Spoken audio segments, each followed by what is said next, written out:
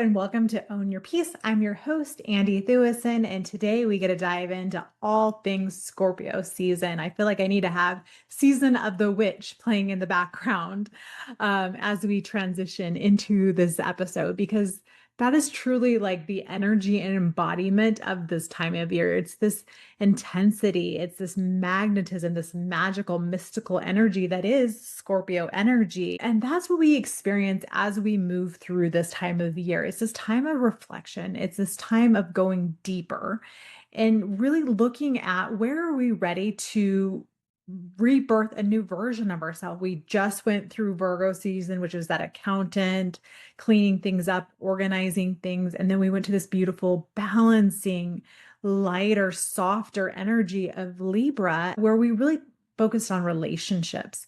And now as we move into Scorpio season, it really is this coming back to ourselves, coming back to our own personal power, coming back to where are we off balance within ourselves? Where do we need to let go of power dynamics? Are all kind of things that can come to the surface. In this episode, of course, I'm going to navigate you through the next 4 weeks. We're going to talk about the astrology. We're going to talk about human design and what this intensity can feel like as we move through the next 4 weeks. Scorpio season kicks off officially October 22nd, when the sun moves into an area of the sky that we call Scorpio. Scorpio is a fixed water sign. What does that mean? A fixed sign is when we're in the middle of a season. So Libra is a cardinal sign because it kicked off fall.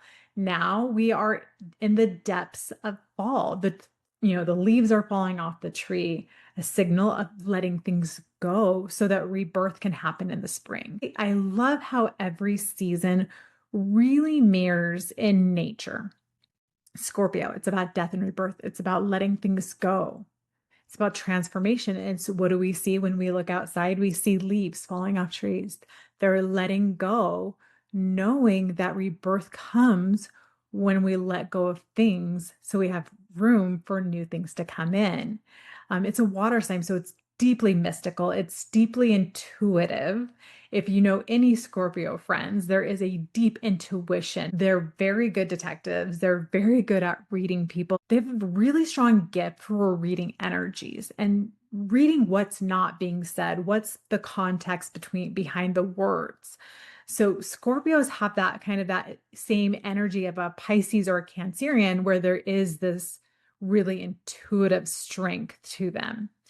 That's true with water signs. They are the mystics. They're really truly intuitive. I'm not saying that if you don't have these energies, you're not intuitive, because I do think we all have that intuitive gift, but that's their purpose here, is that intuitive gift, that gift of sight, that gift of seeing what others are missing, that they're really tapped into, like water, that undercurrent that is flowing below the surface. And that truly is the gift of Scorpio energy, but there's this intensity to it. The archetype is that of the Phoenix, the Scorpion, very both powerful entities, right? And then we look at what are the key words and themes of Scorpio. That goes back to that transformation, truth, shadow work, emotional depth, release, and empowerment. This is a really beautiful time to look at power dynamics and where are we holding on to control because we fear vulnerability. Look at a Scorpion. If you get too close, they're going to sting you because they are protecting themselves. So there is this air of protection. I have a Scorpio moon. So this is one of my big three. So we do have this air, this need to kind of put up walls to protect our vulnerabilities. And that is very much a Scorpio trait. A Scorpio is ruled by Pluto in modern astrology, the planet of death and rebirth. And then if you go into more traditional astrology, it is also tied to the planet Mars, which is the planet of war, the planet of passion, what drives us. As you look at Scorpio, those are both going to have that energetic signature within the sign, that death and rebirth, that passion, that drive that we see within those planets and those, that signature scent they offer. as the sun moves into Scorpio, there's going to be this intensity, this magnetism, and this emotional healing during this time of year. So, as we're navigating this season, you might go inward a little bit more. You might kind of dial back your social obligations. Libra is a very social sign. We want to get together with our people, we want to hold our people close, we want community and connection a lot of times during Libra season. And now we move into the Scorpio season where it is a little bit more of a loner sign where we want to go and be by ourselves. We want to really dive to the depths of our psyche during this season. So it's kind of as you're thinking about the next 4 weeks as we navigate the Scorpio energy, here's some journal prompts to just kind of have either write them down and really focus on them throughout this time and really just kind of concepts to think about as we navigate this energy. Where are you afraid to feel?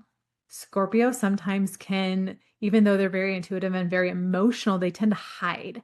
They tend to be secretive about their emotions and sometimes will put up walls to feeling their emotions. Another really good question to kind of have at top of mind is, where am I ready to reclaim my power? Again, power dynamics are huge during Scorpio season. And then what needs to die so something truer can be born? Just kind of like reflecting on nature's echo here. The trees aren't worried about leaves falling off. They're not holding on to them, grasping like, oh, I can't let these leaves fall. They'll never come back. They let them go because they know by letting them go, rebirth comes. So this is a really good time to practice the art of surrender and release. What's ready to go? What am I ready to release and let go as I move into, deep transformation of the winter months? Let's tap into human design in astrology. So we'll go through the gates that are activated throughout Scorpio season. These are just some energies that are going to become up as the sun transitions through each of these gates within human design. First gate it's going to move through is gate 28, which is the fear of time running out.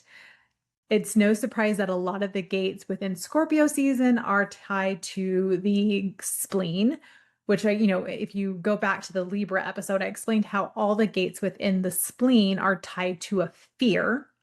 And when we make it about ourselves, those fears can be really real and they can hold us back in our life. But it's almost like once we understand the fear, we turn the key and we unlock the intuitive gift on the other side of that fear. So a lot of gates within the Scorpio section of the human design wheel, if you will, are within that spleen, and they're tied back to that intuitiveness.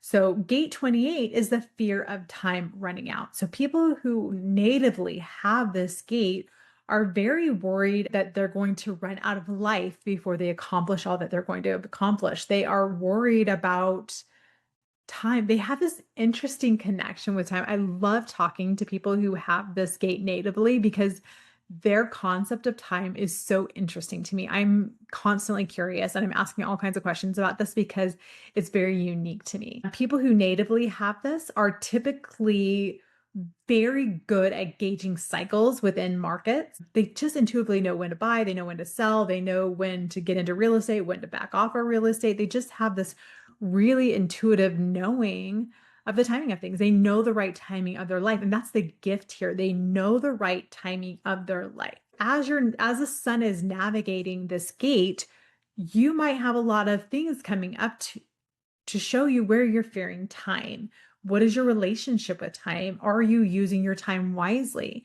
But when we lean into the intuitive gift of gate 28, we know the right time to take action in our life. You might get a nudge that it's time to take action on something during this transit. Trust that intuitive knowing. Then we move on to gate 44, which is the fear of the past repeating itself. Again, it's in that spleen. This is where we're real focused natively, if you have this, but as this transit moves through, you're very in tune with the cycles of your life. And you have this fear of your cycles being repeated because you've seen them repeated time and time again in your life. You're very aware of those cycles playing out in your life. But trust me, I say this all the time. You're the writer, director, creator of your own life. We can change patterns pretty quickly with awareness and understanding that we're creating that cycle by focusing on it, by putting energy into it. So pay attention during this transit to see what cycles of repetitive things are coming up for you to look at. Are you ending up dating the same person over and over again, just in a different body? Are you having the same financial cycles coming through? This is a great time to look at those patterns and put some energy into changing it. The gift here is you intuitively can see patterns within the collective. This is tied to gate 26 in the ego. And when these are connected, it's almost like the master sales channel. So with gate 44, the intuitive is like you kind of know what's coming next. You know what the next hot thing is going to be. It's kind of a cool gate to have as far as a marketing standpoint, because you have a pulse on the collective and intuitively know where the collective's moving next and what the next need will be. So this kind of might be a fun one to play with, to just sit with when we're moving through this transit of, oh, cool. I'm starting to see a trend of like where I think things are going to go next. Pay attention to it. It's a fun one to play with. All right. And then the next gate we move to is gate 1. And this was it within the G center. Think of 1. It's the first number. It's creation. So it's this ability to create newness for the sake of individual self-expression.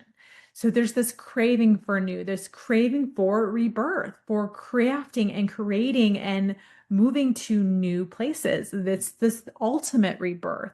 These are people who love new ideas. They love thinking really big. They think on a grand scale.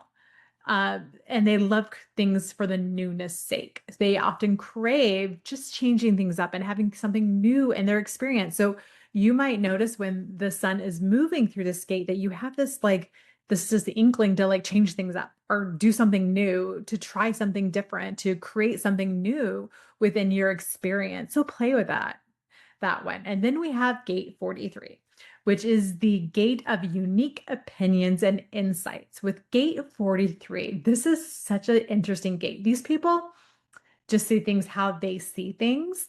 And in their minds, it's like, why would you see it any other way? It makes so much sense to me to see it this way. It's black and white for me. But when they voice their opinion, everyone's looking at them like, oh my goodness, I never would have saw it that way. You just blew my mind. But for them, it's like natively like, why, how could you see it any other way? Obviously it's this way. So it's this really fun gate. I always like to reference Kanye West here, because he constantly is saying the weirdest shiz out there. But part of you is like, huh, I wouldn't have thought about that way, but it kind of makes sense. Like there's this level of like, that's an interesting way to look at it. I would have never saw it that way. He's definitely a dynamic character for the way that his mind thinks and the unique opinions and insights that he projects. So anytime you see someone saying something and your mind is blown, they might have this gate. So be aware when the sun is in this gate, you might have the coolest little aha moments where all of a sudden you're seeing something in a completely new way and it blows your mind. So there is this beautiful connectivity during this transit where we're going to have these kind of like outside of the box ways of seeing the world. It's one of my favorite gates that I have, if I'm being honest. Okay, now we move into gate 14, which is the last gate that is activated as it's moving into Sagittarius. So this one's going to be kind of half Scorpio, half Sagittarius. So gate 14 is the amplifying the good in others. This is a very fortuitous gate. When this transit is live, or if you have this natally on your chart, gate 14 is this gift of being able to see people deeply and being able to see how they could thrive, how they could do better. It's a really great, gate to have if you're a coach or a leader or a manager, because you're able to see where people's gifts lie and help them to cultivate those gifts. It's the gate of amplifying what's good in others. So this is a really beautiful time and it's very fortuitous. It's one of those gates that the more you lean into this, the more you help other people see themselves and see their gifts, the more it comes back to bless you. So during this transit, notice what you're seeing in other people. Notice the gifts that you're seeing within those around you and let them know. Show them what you see in them because they might not be seeing it for themselves. I think sometimes we look at the people in our lives and we're so blown away by how magnificent and magical they are. And we see them so clearly because we're so good about seeing everybody else and where other people's talents lie. And we're in marvel of everyone around us. But it's sometimes really hard to see ourselves. And we're the harshest critics on ourselves. So sometimes we need people reminding us of the magic they see in us because it's hard for us to see that within ourselves. So during this transit, if you see something magical in someone, always a good rule of thought year round for this one, but you're going to be a little bit more keen, more in tune with seeing these things during this transit. Let's go through each of the energetic types and how they can really truly tap into this energy more, the Scorpio energy throughout this next 4 weeks. So manifestors, I always think of like manifestors if they were tied to an astrological sign. I always think Aries and Scorpio because they're passionate, they're driven, they're magnetic. They have this almost this gravitas that we're drawn to as a manifestor. So I feel like this Scorpio season really kind of lights manifestors up because they do have transformative energy they exude. It's a very powerful energy. So they can use this deep intensity to clarify what must change. Trust your urges. You might see something that needs to be, burned to the ground and rebuilt. Trust this season for that because it's perfect energy. So for generators and manifesting generators, Scorpio reminds us of our passion. Where are we driven? Because it does have that Mars energy a little bit here. So this is a really great time to really lean into trusting your sacral yes, trusting where your passion is guiding you. Where's your joy guiding you? What are you driven to move towards right now? Channel that passion that's really intense during Scorpio season into something that feels real for you. Manifesting generator, you might pivot into a new passion during this transit. Allow it. Okay, for my fellow projectors, this is time to really lean into that emotional wisdom. Your depth is your magnetism. Just like Scorpio energy, there is that depth to our projectors. They have that deep wisdom. They're able to see what others don't see. Okay, now moving on to my reflectors. Feel into what's shedding collectively because you guys are tapped into the collective.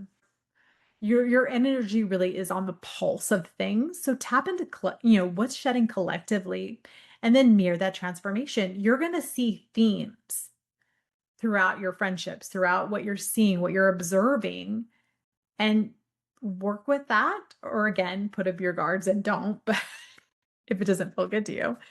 But really tap it. What are you seeing collectively? I would love for my reflectors to share what they're seeing and what's shedding and what's different and happening. These are some really beautiful practices for each of those energetic types. Now for embodiment practices, how do we really embody this energy of death, of rebirth, of really shedding what's no longer serving us? This is a great time to lean into somatic shadow work.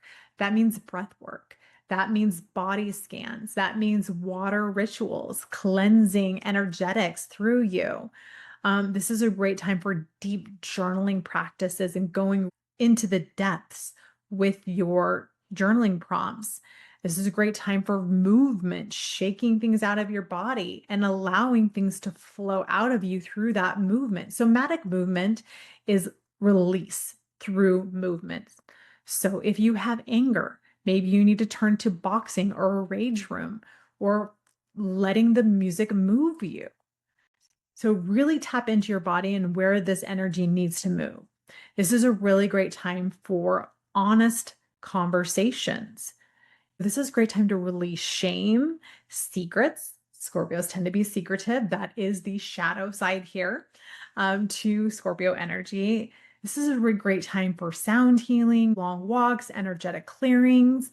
Scorpio is a deeply mystical sign. So this is a fun time to lean into these mystical practices, these more esoteric practices of energetic healing, because things are going to be heightened. Intuition's going to be heightened during this time of year. You might feel like you're getting more information from intuitive sources. You're more connected to your guides during Scorpio season because there is that depth there.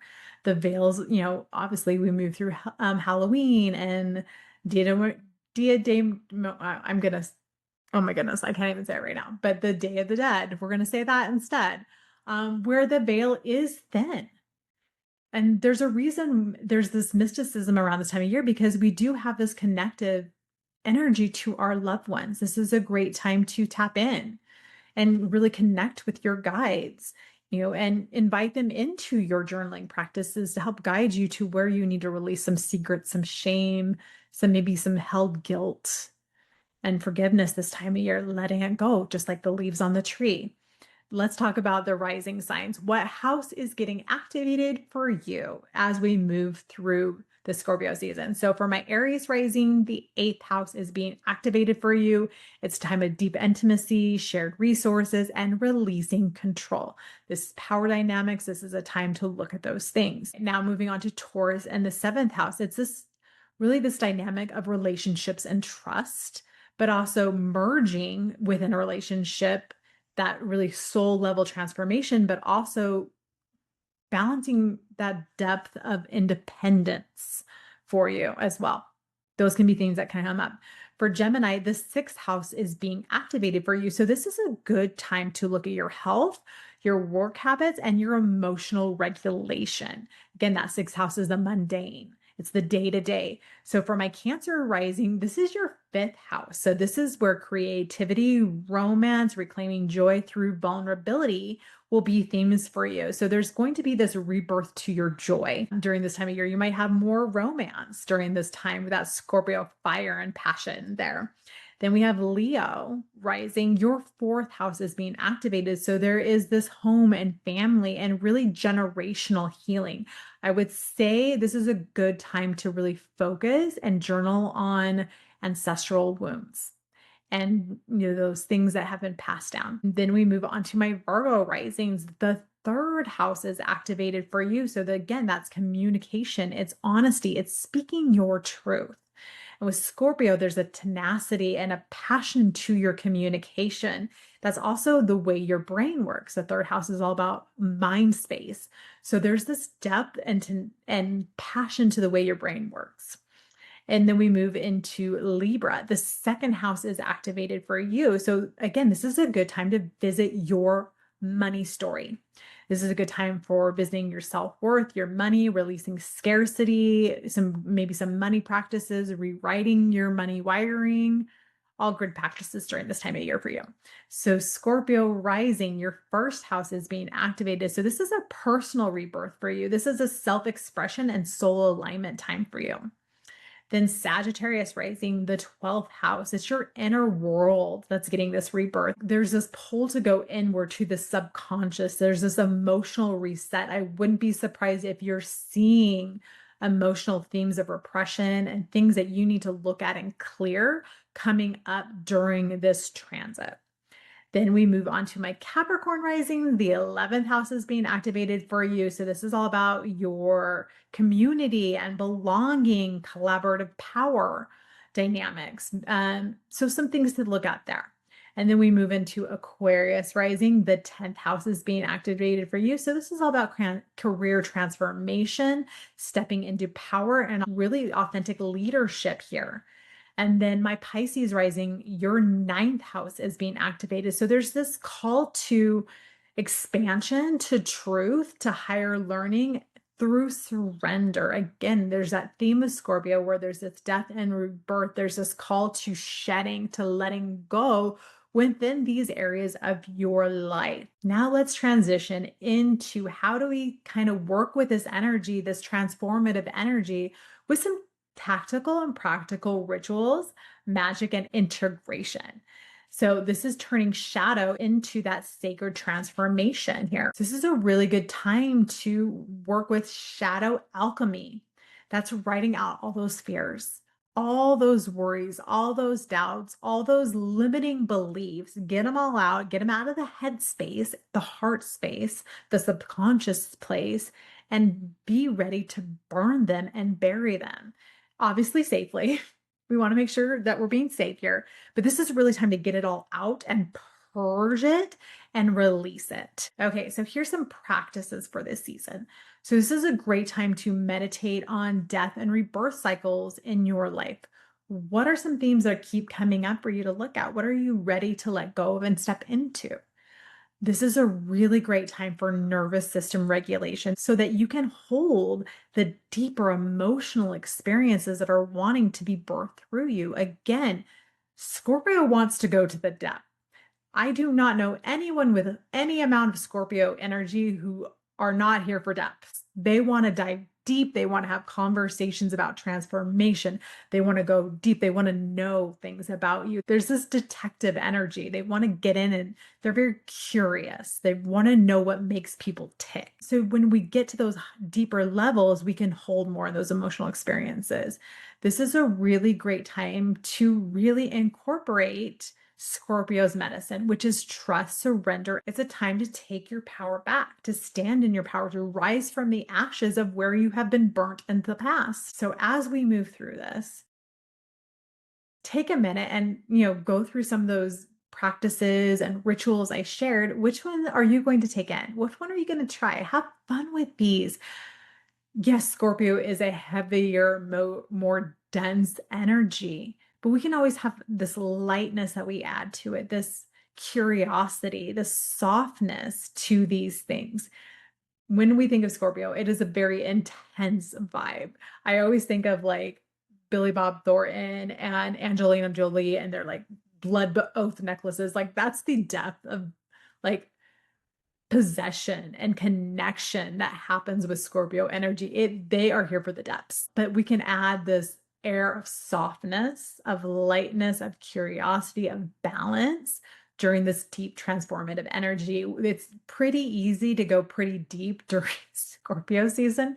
So give yourself a chance to be light, allow yourself to have fun, and remind yourself not to take yourself too seriously this time of year. Okay, let's go in and let's talk about how we can really use this energy moving forward. I love Scorpio season. I'm a Scorpio moon. It's in my 12th house. This time of year always brings an opportunity for me to go inward and really look at the limiting beliefs that are ready for me to release. And every year I'm looking at a different layer of the onion. I'm looking at something else that I am now at a point in my life to release. Maybe I wasn't ready to leave it behind last year because of control, because I wasn't ready to let go and surrender that part of myself.